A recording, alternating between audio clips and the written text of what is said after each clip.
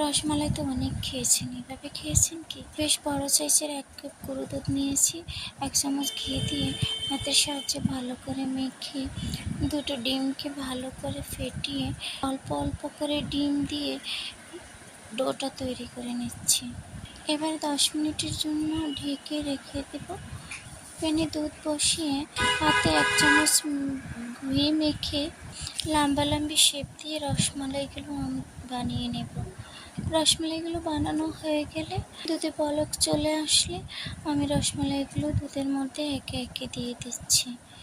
সবগুলো রসমালাই দেওয়া হয়ে গেছে। এবারে আমি হাই হিটে 10 মিনিট ঢেকে জাল করে নেব। এদিকে ভিজিয়ে রাখা মুঠোখানিক সাবুদানাকে 1 চামচ ঘি দিয়ে মেখে রেখে দেব।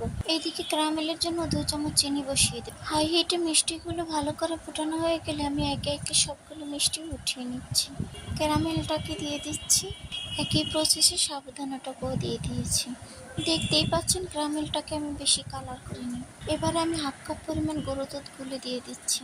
এবারে অনবরত নাড়তে থাকবো। দিয়ে দিচ্ছি 1/2 কাপ পরিমাণের চিনি। আপনারা চিনিটাকে বাড়িয়ে বা কমিয়ে দিতে পারেন। একটি এলাচ দিয়ে নাড়তে নাড়তে যখন ঘন হয়ে যাবে এ পর্যায়ে মিষ্টিগুলো দিয়ে দিচ্ছি। আরও কিছুক্ষণ জাল করে 1 চামচ ঘি দিয়ে নামিয়ে নিলেই হয়ে গেল সাবুদানার সেরা স্বাদের রসমালাই। সারা রাত্রের জন্য নর্মাল ফ্রিজে রেখে পরিবেশন করে নিচ্ছি। আল্লাহ হাফেজ।